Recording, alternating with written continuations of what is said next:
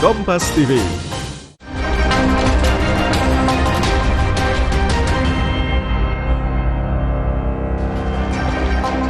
Saudara, keuntungan cepat dan iming-iming yang menggiurkan telah membuat judi online kian marak di kalangan masyarakat. Perhatian serius pemerintah dalam pemberantasan penyakit sosial ini makin gencar dilakukan. Pasalnya, tak hanya perputaran uang yang mencapai ratusan triliun rupiah, namun candu judi online ini telah merusak kehidupan. Selain para pelakunya digelandang ke penjara, saudara, ribuan rumah tangga juga akan terdampak mulai dari terlilit utang hingga perceraian. Bahkan tak jarang pula judi online memicu tindakan kriminal. Jangan judi, jangan berjudi. Ya, baru-baru ini kasus kriminal dampak bermain judi online sempat terjadi di Maluku. Seorang oknum pegawai bank nekat membobol uang senilai 1,5 miliar rupiah milik Bank Indonesia yang dititipkan pada Bank Maluku cabang Namlea. Tak langsung menarik seluruhnya, tapi pelaku secara bertahap menguras dana tersebut. Menurut polisi, modus yang dipakai pelaku dengan mengakali sistem perbankan hingga terkesan uang tersebut masih utuh tersimpan. Selain untuk kebutuhan sehari-hari, tersangka mengaku uang hasil curian juga dipakai bermain judi online. Kasus lain yang sebelumnya pernah ramai menjadi sorotan publik adalah seorang poluan yang nekat membakar suaminya sendiri, saudara. Usut punya usut, aksi nekat yang terjadi di asrama Polri Mojokerto pada 8 Juni 2024 dipicu karena judi online.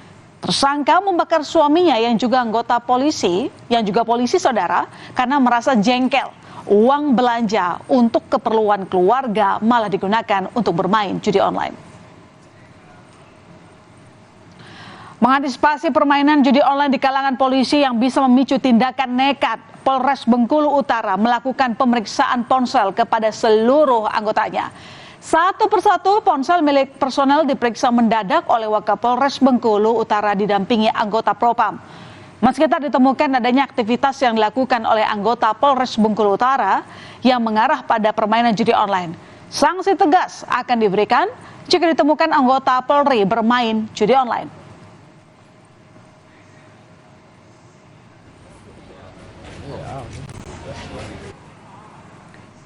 Menyoroti kasus judi online yang sedang marak, Panglima TNI Jenderal Agus Subianto mengultimatum anggotanya jika terlibat akan dipecat.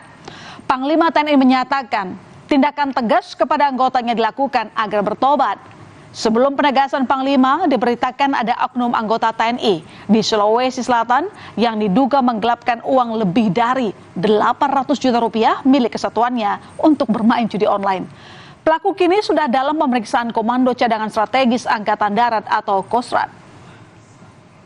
Antisipasi judi online gimana Pak? Antisipasinya Pak? Yang jelas kalau yang melanggar saya hukum, ya. Hukuman berat bisa dipecat. Pecat supaya tobat.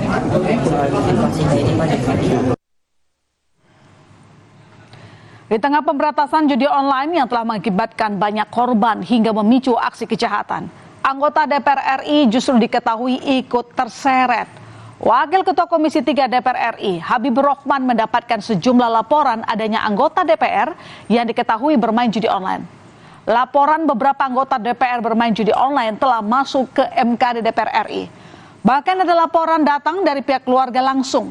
Dan saat ini, Mahkamah Kehormatan Dewan yang menangani kasus tersebut telah memberikan teguran terhadap oknum yang diduga bermain judi online. Bahwa anggota DPR dilarang mengunjungi tempat perjudian. Jadi bermain judi online itu kan sama saja dengan mengunjungi tempat perjudian. Nah, tingkatan penindakan yang kami lakukan adalah mulai dari peringatan, ya, lisan. Kalau terulang kembali maka bisa dengan peringatan tertulis, lalu sanksi yang lebih keras, bahkan bisa diberhentikan, ya, sebagai anggota DPR. Ya. Alhamdulillah dari beberapa kasus yang diberikan peringatan lisan, ya, perbuatan tersebut dihentikan. Fakta Fakta mengenai Indonesia darurat judi online adalah adanya temuan Pusat Pelaporan dan Analisis Transaksi Keuangan (PPATK). Menurut data PPATK, saudara, perputaran uang untuk judi online setiap tahun terus meningkat. Pada 2021, transaksi judi online berkisar 57 triliun. 2022 mencapai 81 triliun. Dan pada tahun 2023, saudara, jumlah transaksi mencapai 397 triliun. Dan pada Januari hingga Maret 2024 atau kuartal pertama, saudara, jika diakumulasi nilainya mencapai 600 triliun rupiah. Dan dari akumulasi transaksi sekitar 600 triliun rupiah, terdapat 3,2 juta orang Indonesia yang menjadi pemain judi online, di mana 80% dari jumlah ini bermain dengan nilai di bawah Rp100.000.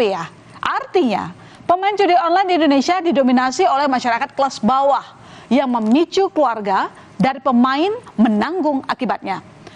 Harapan dan ilusi menikmati keuntungan dari judi online membuat mereka tercekik akibat uang yang seharusnya digunakan untuk memenuhi kebutuhan hidup malah habis sia-sia.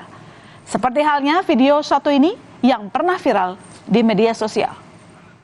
Ngonku, kowe ngono karo anakku iki sing ngoni sapa? Sing ngoni yo aku sing golek kaya kuwi. Alah ngoni ngono apa kene yo golek ngon dhewe kok. Duitmu ndi? Jarene kowe ngeslot-slot kaya aku.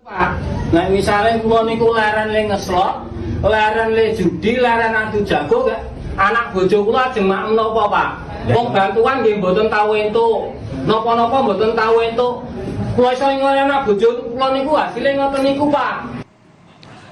Dampak yang sering dirasakan oleh anggota keluarga inilah yang kini menjadi perhatian pemerintah. Menko PMK Muhadjir Effendi yang menjabat Wakil Ketua Satgas Judi Online akan memberi bantuan karena judi online menimbulkan dampak kemiskinan dan psikososial bagi korbannya. Menteri Sosial Tri Risma Hari ini juga menegaskan bahwa korban judi online berhak menerima bansos jika memang terdata sebagai penerima bansos dan masuk kategori keluarga miskin.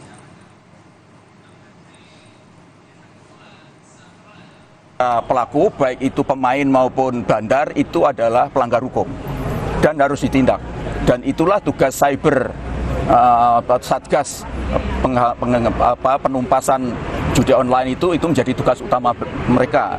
Nah, siapa korbannya? Korbannya adalah keluarga atau individu terdekat dari para penjudi itu yang dirugikan baik secara material, finansial maupun psikologis.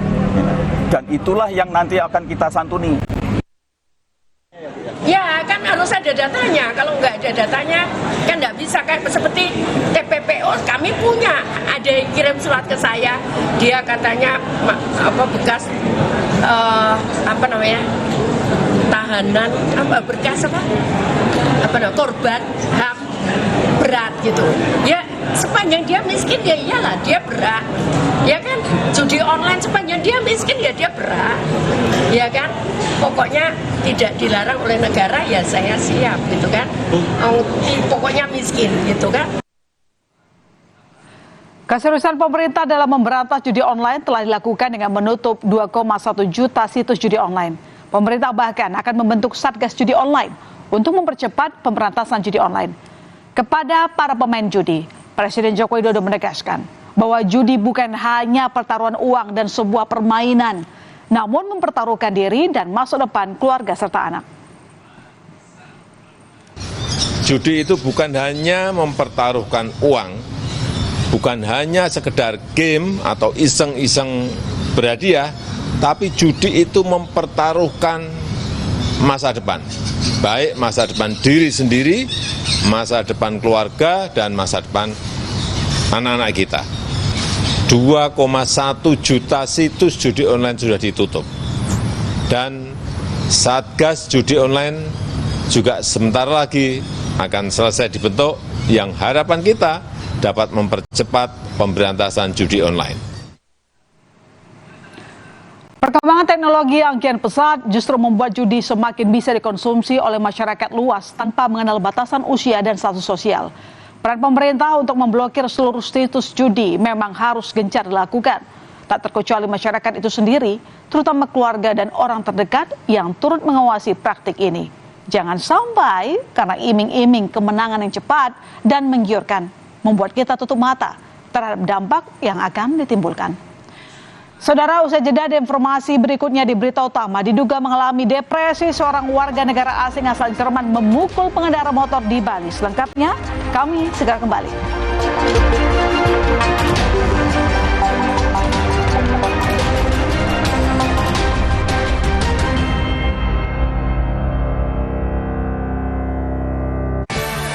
Halo pemirsa Kompas TV yang berada di Kota Bandung, Kabupaten Bandung, Kabupaten Bandung Barat dan juga Kota Cimahi.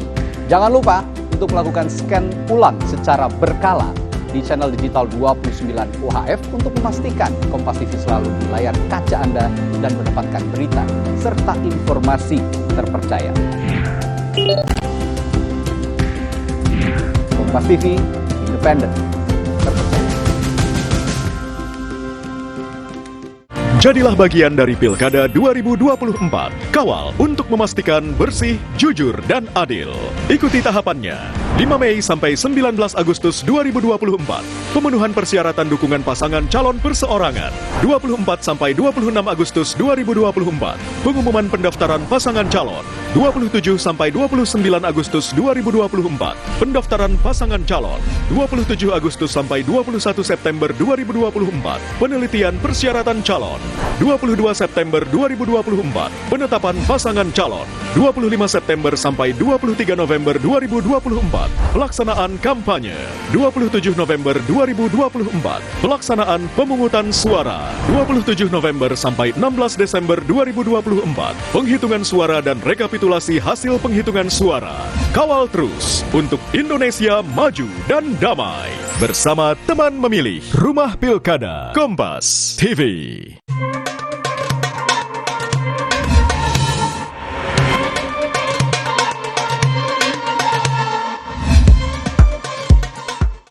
Pastikan Kompas TV tetap di layar kaca Anda. Untuk wilayah DKI Jakarta, Jawa Barat 1, serta Bali, scan ulang TV digital Anda secara berkala dan dapatkan selalu berita serta informasi terpercaya di Kompas TV. Pastikan Kompas TV tetap di layar kaca Anda.